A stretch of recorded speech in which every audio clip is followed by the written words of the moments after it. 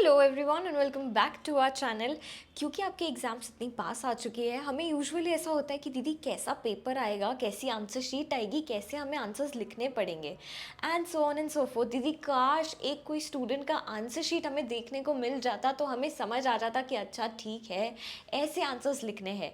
तो आज हम लोग डिस्कस करने वाले हैं कंपनी लॉ की एक आंसर शीट जो ICSI ने चेक की है। Yes, it's ICSI certified copy of answer sheet which we'll analyze today। ये दिसंबर 2020 का आंसर शीट है, एक स्टूडेंट का है। इन्होंने कंपनी लॉ के अंदर 70 मार्क्स स्कोर किए हैं। कितने दीदी? 70 मार्क्स। और एग्जेम्पशन कितने मार्क्स पे आता है? 60 पे। तो जब हम लोग 60 से अबव मार्क्स स्कोर करते हैं ना, तो अगर हम कोई ग्रुप में फेल भी हो जाते हैं तो आगे चल के हमें वो पेपर फिर से नहीं देना पड़ता। इसीलिए एग्जेम्पशन का इतना इम्पोर्टेंस है CA CS एग्ज़ाम्स में। तो इन्होंने 70 मार्क्स कैसे स्कोर किए? Because company law is a subject जहाँ पर दीदी 40 लाना भी बहुत मुश्किल लगने लगता है। देखो अभी तो कोई टेंशन ही नहीं है क्योंकि 20 मार्क्स तो आपका MCQ आने वाला है। वो आपको बस अगर आपने अच्छे से सॉल्व कर लिया तो 20 मार्क्स तो वैसे ही आपके हैं। What you have to strive for is the other 50 marks. 50 + 20 आप भी 70 मार्क्स स्कोर कर पाओगे। लेकिन तब के टाइम में जो पूरा पेपर था इट वॉज रिटन, तो इन्होंने रिटन पेपर में इतने सारे मार्क्स स्कोर किए हैं। सो चलिए देखते हैं कि कैसे किए हैं हम लोग। टोटल 6 क्वेश्चंस होते हैं, तो हम लोग एक बार देख लेते हैं कि ऑन एन एवरेज उनको हर क्वेश्चन में कितने मार्क्स मिले हैं। जैसे यहाँ क्वेश्चन 1 में 3 3 3 कंसिस्टेंटली मिला है। क्वेश्चन 2 में 3 2 3 3, ऑन एन एवरेज 3 मार्क्स मिले हैं। क्वेश्चन थर्ड में 4 4 एंड 3। क्वेश्चन फोर्थ में 4 4 3 एंड 2।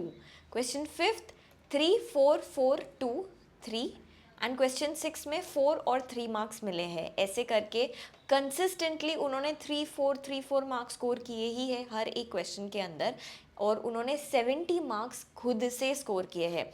कई बार ऐसे होता है कि आप लोगों को ना मॉडरेशन के या यूनिफॉर्मिटी के भी मार्क्स मिलते हैं। इनको नहीं मिले हैं, लेकिन ऐसे कुछ स्टूडेंट्स होते हैं जिन्होंने बहुत नीटली पेपर सॉल्व किया होता है या इंस्टीट्यूट के कोई रीज़न की वजह से वो लोग सब लोगों को या तो 2 4 मार्क्स ज़्यादा दे देते हैं, या फिर अगर आपने पेपर अच्छे से सॉल्व नहीं किया, बहुत अनटाइडी है, बहुत ही जम्बल्ड अप है, तो वो आपके मार्क्स डिडक्ट भी कर सकते हैं। तो ये पावर ICSI के पास होती है। हमारी पावर क्या है कि हम हमारा पेपर को अच्छे से प्रेजेंट करें। अब आप कोई भी क्वेश्चन के साथ आपका पेपर लिखना शुरू कर सकते हैं। ये जो फर्स्ट पेज है ये कुछ ऐसा दिखता है, यहाँ पर आपको सारी चीज़ें आपकी फिल करनी पड़ती है। ये जो आंसर शीट वाला है वो आपको लास्ट में करना चाहिए कि जस्ट इन केस आपने और एक सप्लीमेंट लिया तो फिर आप यहाँ पर 1 लिखकर 2 कर दोगे। यस, डेट स्टेज सब्जेक्ट ये सारा आपको मार्क करना होता है। ये आप पहले से ही फिल कर सकते हैं क्योंकि हम तो बढ़िया से सारे के सारे क्वेश्चन सॉल्व करने वाले हैं। Yes, all right. फिर हम आ जाते हैं इम्पोर्टेंट इंस्ट्रक्शंस के ऊपर। यहाँ पर सारे इंस्ट्रक्शंस लिखे हुए हैं। अब चालू होती है मेन आंसर शीट जहाँ से आप आपका लिखना शुरू करते हैं। तो ये आपको एज अ बुकलेट आता है, वो बुकलेट के अंदर आपको सॉल्व करना रहेगा। तो यहाँ पर answer to question number dash ऐसा करके लिखा होगा, आपको यहाँ पर ही आपका क्वेश्चन नंबर लिखना है। जैसे यहाँ उन्होंने लिखा है क्वेश्चन 4A, क्योंकि उनको क्वेश्चन 4 ज़्यादा अच्छे से आता था और हमने यहाँ पर देखा भी कि उनको क्वेश्चन 4 में कितने मार्क्स मिले? 4 मार्क्स मिले हैं। यस, तो उन्होंने इसीलिए ये वाले क्वेश्चन के साथ शुरुआत की। एज परस्यूएंट टू सेक्शन 149 इन्होंने सेक्शन को मेंशन किया है। रेगुलेशन भी तक मेंशन किया है। एवरी लिस्टेड कंपनी को क्या करना होता है? एक वुमेन डायरेक्टर अपॉइंट करना होता है। वुमेन डायरेक्टर के ऊपर ये क्वेश्चन है। फिर टॉप 500 कंपनीज़ को करना होता है, लिस्टेड कंपनीज़ को। ये सारी चीज़ें इन्होंने बताई है। सेकेंड पॉइंट में उन्होंने बताया है कि ये वाले सेक्शन के अंदर ऐसा ऐसा दिया है। ये देखिए सेकेंड पॉइंट भी उन्होंने एक लाइन छोड़ के लिखा हुआ है और लास्ट में उन्होंने कंक्लूड भी किया है कि hence the statement every listed company must have small shareholder director is not correct. The appointment of small shareholder director is not mandatory for listed company. ऐसा करके उन्होंने कंक्लूजन भी दिया है, तो इसीलिए उनको 4 मार्क्स मिले हुए हैं। यस, इसके बाद का क्वेश्चन देखते हैं। यहाँ पर भी आप सिर्फ इनका प्रेजेंटेशन देखेंगे तो आपको बहुत ज़्यादा आइडिया आ जाएगी कि इन्होंने सेक्शन को हमेशा मेंशन किया है। कहीं पर भी अगर कोट करना है कि कितने डायरेक्टर्स होने चाहिए, कितना कोरम होना चाहिए, वो उन्होंने मेंशन किया हुआ है। रूल नंबर तक उन्होंने मेंशन किया हुआ है। फिर उसके बाद फैक्ट्स ऑफ द केस, ये केस लॉ बेस्ड क्वेश्चन होगा इसीलिए उन्होंने फैक्ट्स लिखे, और कंक्लूजन। 3 पैराग्राफ में उन्होंने उनका आंसर जो है वो डिड्यूस किया है और उनको 4 मार्क्स मिले हैं। नेक्स्ट क्वेश्चन भी इसी तरीके से उन्होंने सॉल्व किया है। उनका प्रेजेंटेशन आप देखिए, 4A 4B 4C sequence follow किया है, भले ही क्वेश्चन 4 से शुरुआत की हो। यस अच्छा, हर एक पैराग्राफ के बीच में भी उन्होंने लाइन छोड़ी है, सेक्शन नंबर्स को अच्छे से कोट किया है। ऑल राइट, सेम चीज़ हम लोग क्वेश्चन 6A को देख सकते हैं। अब उन्होंने क्वेश्चन 4 के बाद 6A से सॉल्व करना चालू किया है। यहाँ पर उन्होंने क्लॉज तक मेंशन किया है, पार्ट 1 ऑफ शेड्यूल 1। यस, और इस तरीके से उन्होंने उनका आंसर लिखा है 3 पैराग्राफ में। पहले इंट्रोडक्शन, उसमें उन्होंने प्रोविजन और सेक्शन को मेंशन किया है। थोड़ा जूम कर लेती हूँ तो you will be able to better read it. फिर उन्होंने एक्सप्लेनेशन दिया है और लास्ट में कंक्लूजन दिया हुआ है। Next case again it's the same. अच्छा, एक क्वेश्चन जैसे उनका सॉल्व करना हो गया, ऐसा नहीं कि उन्होंने यहाँ से शुरुआत कर ली हो, उन्होंने पूरा पेज छोड़ दिया और नेक्स्ट पेज से नए क्वेश्चन की शुरुआत की है। सेक्शन मेंशन, हर एक आंसर में अगर आप देखोगे तो उन्होंने सेक्शन मेंशन किया है, जहाँ पर भी लगता है तो फॉर्म मेंशन किए हैं, इनफैक्ट रूल्स तक मेंशन किए हैं। कंक्लूजन हर एक इसमें दिया है, hence the action taken by the club is valid. हम लोग क्या करते हैं, हम लोग स्टार्टिंग में ही लिख लेते हैं the action taken is invalid, it is wrong, it is the statement is incorrect. ये आपको स्टार्टिंग में कभी नहीं लिखना है।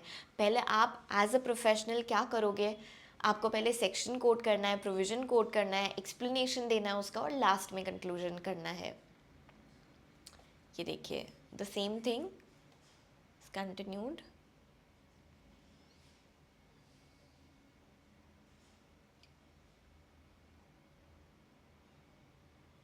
कुछ आंसर्स ऐसे भी होते हैं जहाँ पर आपको पॉइंट वाइज मतलब पॉइंट्स लिखने होते हैं, जैसे कि what are the orders by NCLT. तो उन्होंने यहाँ पर पहले तो थोड़ा सा एक्सप्लेन किया है कि सेक्शन 7 के अंदर read with company incorporation rules NCLT has been empowered to pass necessary orders. Yes, उसके बाद उन्होंने बताया कि एनसीएलटी के पास फॉलोइंग ऑर्डर्स है और उन्होंने वो point A B C D करके मेंशन किया हुआ है। यस, और फिर उन्होंने और एक कंक्लूजन दिया हुआ है कि in the above case NCLT can take any of the above mentioned action. बहुत ही अच्छी तरीके से उन्होंने ये आंसर को कंस्ट्रक्ट किया है। All right, next one.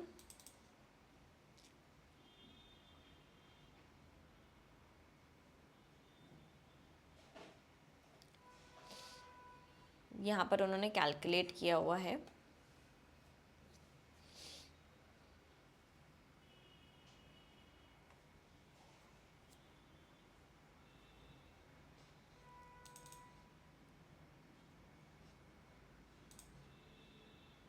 हर एक इसका हेडिंग देकर उन्होंने एक्सप्लेन किया है।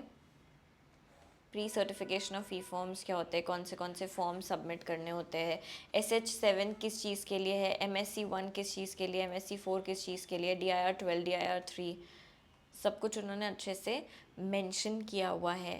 Yes, and that's about it. अभी उनको फर्स्ट क्वेश्चन इतने अच्छे से नहीं आता था तो उन्होंने वो लास्ट में ही सॉल्व किया है। आप अगर देखेंगे तो उनको फर्स्ट क्वेश्चन में से उन्होंने ज़्यादा कुछ ऐसा सॉल्व ही नहीं किया है। Yes, all right you guys, so with this we are done with the analysis of this answer sheet. I hope कि आपको समझ में आया। Yes everyone, all right. अगर आपको कोई भी क्वेश्चन होंगे, कोई भी डाउट होंगे तो आप मुझसे कमेंट सेक्शन में पूछ सकते हैं। I end the session here. Thank you so much for joining in. I hope कि आपको इससे आइडिया मिली होगी कि आपको कैसे आंसर्स लिखने हैं एंड क्या चीज़ें आपको ध्यान रख के वो आंसर शीट को फिल करना है। बाय बाय, टेक केयर, आउट जो। अगर आपको चाहिए मैं और ऐसे वीडियोस लेकर आया करूँ तो मुझे कमेंट सेक्शन में बताना।